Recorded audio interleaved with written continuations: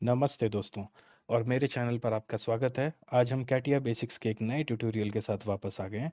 अगर आप कैटिया सीखना चाहते हैं तो ये वीडियो आपके लिए है। तो चलिए शुरू करते हैं आज का हमारा ट्यूटोरियल। अपनी स्क्रीन पर ध्यान दें और मेरे साथ साथ अभ्यास करें। तो दोस्तों, जैसा कि हमने पिछले वीडियो में देखा था कि हम किस तरीके से अलग-अलग तरह के कर्व्स बना सकते हैं, स्प्लाइन्स बना सकते हैं। आज हम सीखेंगे कि हम किस तरह से एलिप्स बना सकते हैं और बहुत ही अलग-अलग तरह के हाइपरबोला और पैराबोला और कॉनिक कर्व्स बना सकते हैं या प्रोफाइल्स बना सकते हैं। तो अगर हम देखेंगे कि हम अगर एलिप्स बनाने जाते हैं तो उसके लिए हमें यहाँ पे सबसे पहले एलिप्स का एक पॉइंट सेलेक्ट करना होता है और आप देखेंगे कि किस तरीके से ये अभी मैं अगर माउस को रोटेट करता हूँ तो ये पहले मेरे को एक मेजर एक्सिस जो है इसका वो सिलेक्ट करने बोल रहा है। और मेजर एक्सिस के बाद जैसे ही मैं सिलेक्ट करूंगा then it is asking me कि मैं किस डायरेक्शन में अपना ये माइनर एक्सिस को बना सकता हूँ। मेजर एक्सिस और माइनर एक्सिस का मीनिंग यही है कि ये हमारा एक मेजर एक्सिस कहलाता है जिसमें कि हम इसको जो इसकी लंबाई होती है, और हमारा माइनर एक्सिस जो है जिस तरफ से ये छोटा होना होता है। और अगर आप देखेंगे कि ये कैसे हमारा ये इलिप्स जो है अभी भी ये वाइट इन कलर है, तो इसको भी कंस्ट्रेंट करने के लिए सिमिलर ऑपरेशंस हैं। अगर मेरे को इसको डायमेंशन देना है तो मैं इस इधर अगर क्लिक करूंगा तो मैं इसका एक ये मेजर एक्सिस दे पाऊंगा। और मैं अगर यहाँ पे क्लिक करूंगा तो मैं इसका एक्चुअली में यहाँ पे मुझे ये वर्टिकल बोलना होगा राइट क्लिक करके, या सेमी माइनर एक्सिस बोलना पड़ेगा। सेमी माइनर एक्सिस दिया तो यहाँ पे मुझे वो ये डायमेंशन डिफाइन कर देगा। अगर आप देखेंगे कि अभी भी ये जो इलिप्स है वो अभी फ्री टू यूज़ है, कहीं पे भी आप मूव कर सकते हैं। तो उसको अगर पूरी तरह से कंस्ट्रेंट करना है तो मैं इसको डायमेंशनल कंस्ट्रेंट भी कर सकता हूँ, इस तरफ से और इस तरफ से। इस केस में आपने नोटिस किया होगा, ऑल्दो मेरा ये पूरा का पूरा एलिप्स जो है ये पूरी तरीके से कंस्ट्रेंट है, मैं इसको डायमेंशनली भी कंस्ट्रेंट कर चुका हूँ। मैं इसको यहाँ से देखिए, मैं अगर यहाँ से ड्रैग करके हिलाना चाहता हूँ तो नहीं हिल रहा है, और मैं अगर इस एलिप्स को भी पकड़ के अगर मैं हिलाना चाहूँगा तो नहीं हिलेगा। तो ये मैं ये बोलूँगा कि एलिप्स जो है वो एक तरह का एक्सेप्शन है, जिसमें कि आप इसको ग्रीन कलर में कभी नहीं देखेंगे, क्योंकि ये ऑलरेडी ये मुझे नहीं पता, it's system from CATIA itself कि ये किस तक क्यों ये ग्रीन कलर में कन्वर्ट नहीं होता है, क्योंकि इसमें कोई भी ज्योमेट्रिकल कंस्ट्रेंट्स नहीं लगे हुए हैं। ये एक बहुत ही फ्री प्रोफाइल है, और वो प्रोफाइल जो है वो इसके मेजर एक्सिस और माइनर एक्सिस को मिला के बना हुआ है। तो इस तरीके से हम ये एलिप्स बना सकते हैं। हम आगे बढ़ेंगे अगर नेक्स्ट नेक्स्ट पॉइंट पे, जो कि एक हमारा पैराबोला बाई फोकस है। तो इसमें हमारे को क्या करना होता है कि पहले अगर मैं एक पॉइंट को सिलेक्ट करता हूँ, और देखेंगे आप, ये मैं इसका एक फोकस पॉइंट मैंने यहाँ पे सिलेक्ट किया है, और मैं किस तरह से इसको यहाँ पे बनाना चाहता हूँ। तो सपोज मैं इस पैराबोला को इस डायरेक्शन में अगर बनाना चाहता हूँ, तो मैं इसको यहाँ पे अगर क्लिक करूँगा तो ये मुझे पूछेगा कि मेरा स्टार्ट पॉइंट कहाँ है। मेरा स्टार्ट पॉइंट यहाँ है, और फिर यहाँ से मेरा यहाँ तक ये मेरा एंड पॉइंट है। तो आप देखेंगे जैसे ही मैं इस तरफ जाता हूँ तो ये मेरे को इसका हाइट पकड़ता है यहाँ पे। ये देखिए, ये तो इसका मतलब है कि ये अभी सिमिलर हाइट पे बनने वाला है, राइट। तो ये इस तरीके से हम एक तरह का पैराबोलिक आर्क बना सकते हैं।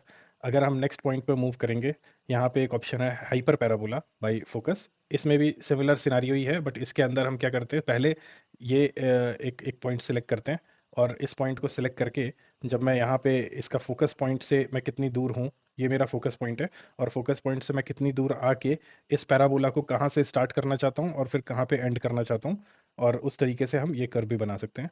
और अगर हम नेक्स्ट पॉइंट की अगर बात करेंगे तो यहाँ पे हमको दो रेफरेंस एलिमेंट्स लगेंगे। दो रेफरेंस एलिमेंट्स मतलब, सपोज मैंने यहाँ पे दो लाइंस बना रखे हैं। एक लाइन मैंने यहाँ बना रखा है ऐसे, और एक लाइन मैंने यहाँ पे इस तरीके से बना रखा हुआ है। और सपोज इन दोनों को मैं कंस्ट्रक्शन एलिमेंट में कन्वर्ट कर दूंगा यहाँ ऊपर जाके, और मैं अगर इसको मैं अगर सेलेक्ट करता हूँ तो पहले मुझे एक लाइन सेलेक्ट करनी है, फिर मुझे दूसरी लाइन सेलेक्ट करनी है, और फिर मैं यहाँ पे सेलेक्ट कर सकता हूँ कि मुझे ये इन दोनों लाइन के बीच में किस तरीके से इस पूरा पैराबोला को यहाँ से यहाँ तक अगर मुझे बनाना है तो ये मैं कर्व कैसे बना सकता हूँ, राइट। मैं एक्चुअली मैं यहाँ पे बनाना चाहता था, लेकिन वो इस तरफ बन गया।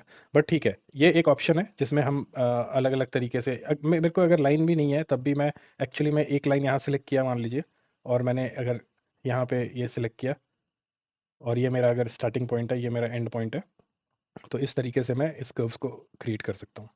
ओके। ओके, ये कर्व अभी किसी के साथ तो कंस्ट्रेंट हो चुका था, तो इसीलिए ये उस तरफ मूव हो गया। बट ये अलग अलग तरीके के तरीके हैं जो जो हम हाइपरबोला कर्व्स वगैरह बना सकते हैं।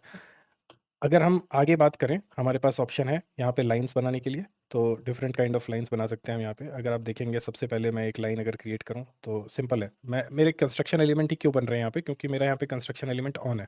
जैसे ही मैं इसको ऑफ कर देता हूँ तो ये कन्वर्ट हो जाएगा नॉर्मल लाइन में, ठीक है। तो ये लाइन बनाना तो काफ़ी आसान है, इसमें कोई ज़्यादा कंस्ट्रेंट भी नहीं होते, इसका बस एक start point and point define करना पड़ता है और इसका डायमेंशन डिफाइन करना पड़ता है। अगर हम बात करेंगे इन्फिनाइट लाइन की, कई बार हमारे को बार बार बहुत लंबा स्केच बना रहे हैं, सपोज हम लोग यहाँ पे हमें एक लाइन चाहिए जो कि यहाँ का रेफरेंस है, तो मैं एक इन्फिनाइट लाइन यहाँ पे क्रिएट कर सकता हूँ। इस केस में मैं यहाँ पे बोल सकता हूँ कि ये मेरे पास इन्फिनाइट लाइन है ना, और मैं इसको एक लाइन ऐसे क्रिएट कर सकता हूँ।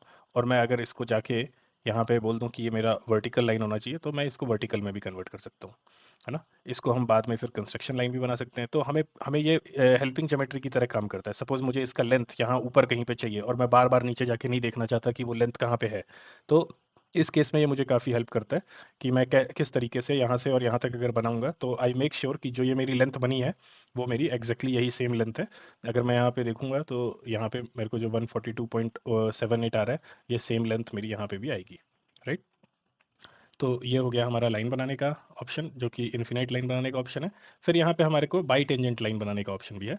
तो बाई टेंजेंट लाइन बनाने का मतलब ये है कि अगर सपोज मेरे पास एक यहाँ पे सर्कल है और एक यहाँ पे सर्कल है एज कंस्ट्रक्शन एलिमेंट, और मैं इन दोनों के बीच में, सॉरी मैंने इसको कंस्ट्रक्शन एलिमेंट में ही रखना था, और मैं इन दोनों के बीच में एक टेंजेंट लाइन बनाना चाहता हूँ, सपोज इसके और इसके बीच में, तो आप देखेंगे मुझे एक वो टेंजेंट लाइन उसने कन्वर्ट करके दे दिया। हालांकि अगेन ये कंस्ट्रक्शन एलिमेंट ऑन था, अगर मैं इसको ऑफ करके यहाँ पे टेंजेंट लाइन बनाना चाहता हूँ और मैं इसको बोलता हूँ मुझे यहाँ से यहाँ तक एक टेंजेंट लाइन चाहिए, तो ये टेंजेंट लाइन बना देता है। और मैं इस अभी क्योंकि ये पूरी तरह से कंस्ट्रेंट नहीं है कहीं पे भी, तो मैं इसके साथ अभी यहाँ पे खेल सकता हूँ, राइट, मैं मूव कर सकता हूँ। तो ये रही बात इसकी। और फिर अब हमारे पास आता है बाइसेक्टिंग लाइन। बाइसेक्टिंग लाइन का मतलब क्या है, अगर मेरे कोई भी दो पैरेलल लाइंस है तो हम उसको तो बाइसेक्ट कभी कर ही नहीं सकते, है ना, वो कभी कहीं पे भी जाके मिलेगा नहीं। लेकिन अगर हमारे दो एंगुलर लाइन है, सपोज मेरे पास यहाँ पे एक लाइन है और इन दोनों के बीच में एक डिग्री है जो मैंने मान लीजिए 45 डिग्री का यहाँ पे अगर मैंने बना दिया, तो बाइसेक्टिंग लाइन का मतलब है कि इन दोनों के लाइन के एग्जैक्टली बीच में एक लाइन क्रिएट करना, राइट। तो अगर मैं ये 45 है और मैं अगर इसको डिवाइड बाई 2 करूँगा, तो अगर मेरा 22.5 डिग्री पे मुझे एक लाइन चाहिए यहाँ पे, तो उस हिसाब से अगर मैं इस पे क्लिक करता हूँ तो मुझे दो लाइन सेलेक्ट करनी पड़ेंगी। तो पहला लाइन मेरा ये है और दूसरा लाइन मेरा ये है, और आप देखेंगे कि जैसे ही मैंने दो लाइन सेलेक्ट किया है तो यहाँ पे उसने इन दोनों को बाइसेक्ट करते हुए, क्योंकि ये कहाँ पे जाके आपस में मीट करेंगे ये दोनों लाइन, वहां से बाइसेक्ट करते हुए एक लाइन क्रिएट कर दी है। और यहाँ पे आप देखेंगे कि अगर मैं इसका एक एंगल वैल्यू देखूं यहाँ से यहाँ तक, तो ये 22.5 डिग्रीज है। हालांकि ये देने की जरूरत नहीं थी क्योंकि इसमें बाइसेक्टिंग का ज्योमेट्रिकल सेट लगा हुआ है, बट मैं ये दिखाना चाहता था कि वो एग्जैक्टली उसका हाफ बनाता है, राइट। तो ये हमारा बाइसेक्ट लाइन बनाने का ऑप्शन है। और फिर अगर हम परपेंडिकुलर लाइन देखेंगे, line normal to the curve, that means curve कैसा भी हो सकता है लेकिन उसके नॉर्मल अगर हमें बनाना है, सपोज मैं अगर इस सर्कल के इस पॉइंट से एक नॉर्मल लाइन बनाना चाहता हूँ, तो आप देखेंगे कि यहाँ पे उसने एक इमेजिनरी ज्योमेट्रिकल कंस्ट्रेंट दे दिया है जो कि इस कर्व के हमेशा नॉर्मल रहेगा। तो मैं इस कर्व को कहीं पे भी अगर मैं मूव करूंगा, सपोज मैं इस लाइन को, सॉरी, ये मुझे इस इसको एक्चुअली में फिक्स करना पड़ेगा। हालांकि हमारे पास ये ऑप्शन भी होता है कि हम इस पूरे सर्कल को अगर फिक्स करना चाहें तो ये फिक्स हो जाएगा, और फिक्स होने के बाद ये ऑटोमेटिकली ग्रीन में कन्वर्ट हो जाएगा। अगर आप देखेंगे कि मैं अब लाइन के इस पॉइंट को मूव कर सकता हूँ, तो मैं जिस तरफ भी मूव करूंगा ये मेक श्योर करेगा कि मेरा इस कर्व, सर्कुलर कर्व और ये लाइन के बीच में हमेशा ये 90 डिग्री का एक ज्योमेट्रिकल कंस्ट्रेंट बना रहे, राइट।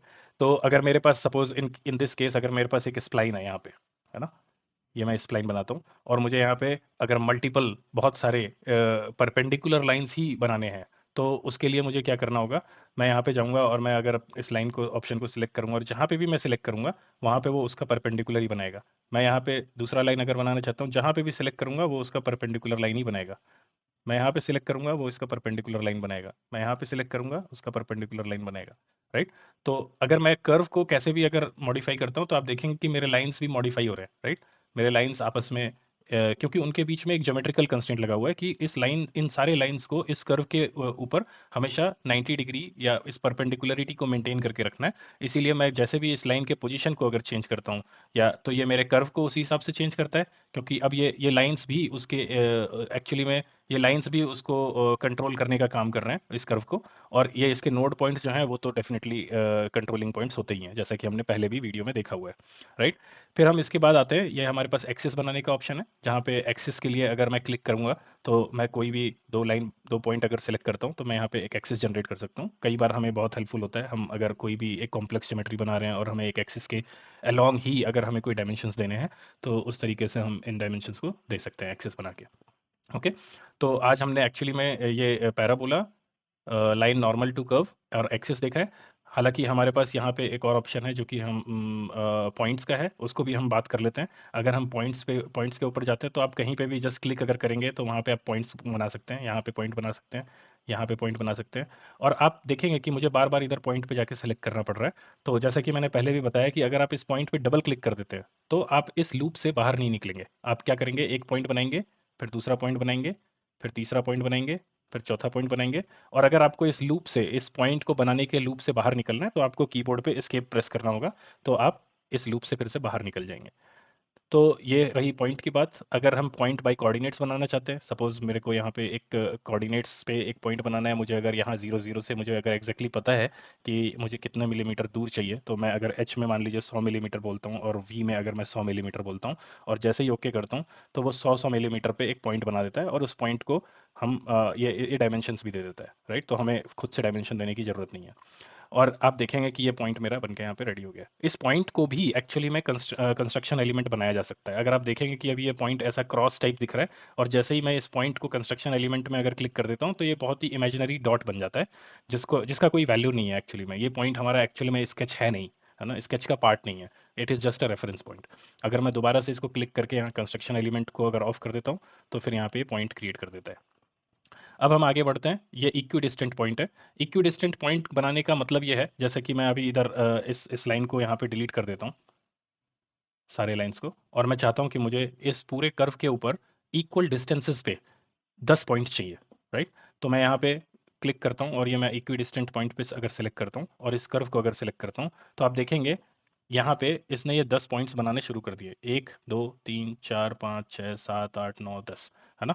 और ये 10 पॉइंट को अगर मैं और इंक्रीज करना चाहता हूँ तो आप देखेंगे कि मैं जैसे जैसे यहाँ पे इंक्रीज करता जा रहा हूँ तो यहाँ पे वो पॉइंट्स भी इंक्रीज करता जा रहा है। होपफुली ये विजिबल होंगे आपको पॉइंट्स। और अगर मैं मान लीजिए यहाँ 15 पॉइंट पे इसको फ्रीज करता हूँ, आप ये भी देख सकते हैं यहाँ पे वो एक इस पूरे कर्व का लेंथ भी दिखा रहा है, विच इज़ 906.596 मिलीमीटर।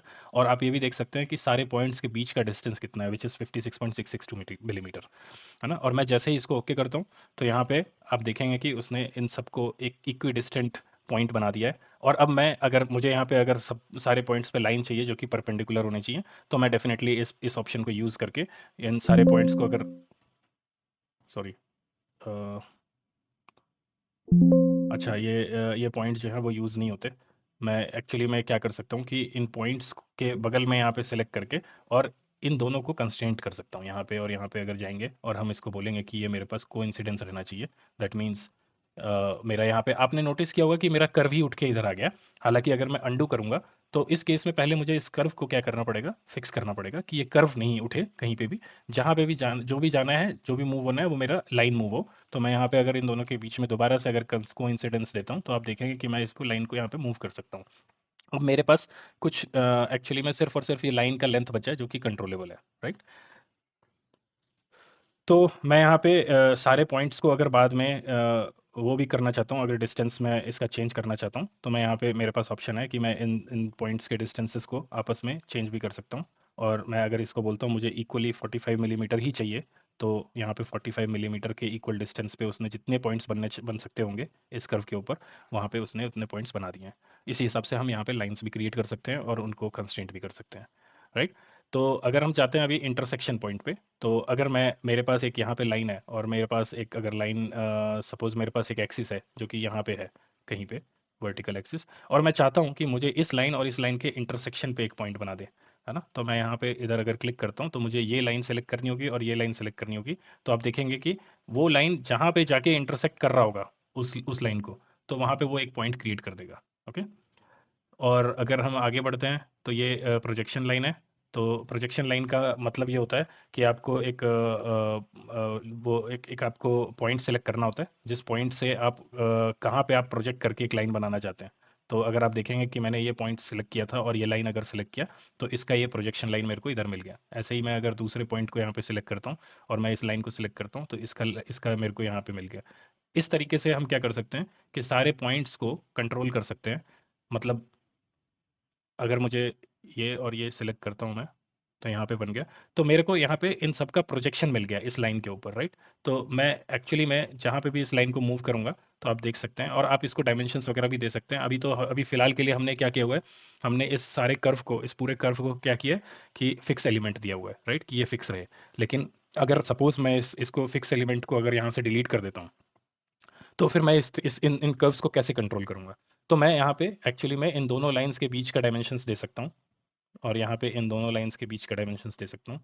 और जैसे ही मैं इस लाइंस को यहाँ पे, इस डायमेंशन को मैं जैसे ही आप देखेंगे कि मैं अगर अप एंड डाउन कर रहा हूँ तो मेरा कर्व जो है वो उसी तरीके से मूव कर रहा है। अब ये कर्व किस रेफरेंस से मूव होना चाहिए मुझे वो भी एक डिफाइन करना पड़ेगा। सपोज मैं इधर से और इस पॉइंट तक यहाँ पे जाता हूँ और यहाँ पे एक डायमेंशन दे दिया, और सपोज मैं इसको, ये जो मेरा एच है, और एच से मैंने यहाँ तक एक डायमेंशन अगर डिफाइन कर दिया, तो अभी क्या हुआ कि मेरा ये पॉइंट जो है वो फिक्स हो गया विद रिस्पेक्ट टू एच, और इस पॉइंट से मैंने ये जो डायमेंशंस है ये मैंने कंट्रोल किए हुए हैं। और हालांकि मैं इसका एक स्टार्ट पॉइंट भी कंट्रोल कर सकता हूँ यहाँ से, और यहाँ तक अगर मैं वर्टिकल डायमेंशन दे दूँ, ये ऑप्शन मेरे को राइट क्लिक करने के बाद आता है। अगर मैं डायमेंशन देने के बीच में राइट क्लिक करूँ तो मेरे पास यहाँ पे काफ़ी ऑप्शंस आते हैं। मैं इसको बोलता हूँ कि मुझे वर्टिकल मेजर डिस्टेंस चाहिए, तो मैं इसको डबल क्लिक करके इस कर्व को भी कंट्रोल कर सकता हूँ। आप देख रहे हैं कि ये किस तरीके से कर्व को मैनेज कर रहा है। और यहाँ पे मैं इस लाइन को भी नीचे लेके आ सकता हूँ। नीचे लाने का मतलब है कि वो डेफिनेटली उस कर्व को आगे की तरफ बढ़ा रहा है। और अगर मैं इनके बीच का डिस्टेंस अगर कंट्रोल करता हूँ तो वो इस कर्व को पूरी तरीके से कंट्रोल कर रहा है। और हालांकि यहाँ मेरे पास पूरा कर्व जो है वो काफ़ी फ्री है, इसीलिए वो अपने हिसाब से बिहेव कर रहा है जैसा भी उसको चाहिए। लेकिन आप यहाँ पे इन डायमेंशंस को कंट्रोल करके आगे बढ़ सकते हैं। तो last time actually CATIA hang हो गया था तो मुझे उसको रीस्टार्ट करना पड़ा, और उसकी वजह से मेरे सारे प्रोफाइल्स यहाँ पे डिलीट हो गए। बट या हम लोग एक्चुअली में लास्ट पॉइंट पे ही थे। यहाँ पे एक जो हमारे पास लास्ट पॉइंट बचा है वो अलाइन पॉइंट्स है, और अलाइन पॉइंट्स का मतलब ये है कि अगर मेरे पास काफ़ी सारे यहाँ पे पॉइंट्स हैं ऑलरेडी, है ना, तो मैं उन सबको सेलेक्ट करके उनको अलाइन कर सकता हूँ। तो उसके लिए मुझे क्या करना होगा, मुझे सबसे पहले काफ़ी पॉइंट्स चाहिए होंगे, और पॉइंट्स मल्टीपल अगर मुझे बनाने हैं तो मैं बेटर होगा कि मैं इधर डबल क्लिक कर दूँ, तो मैं पॉइंट्स कंटिन्यूसली बना सकूँगा।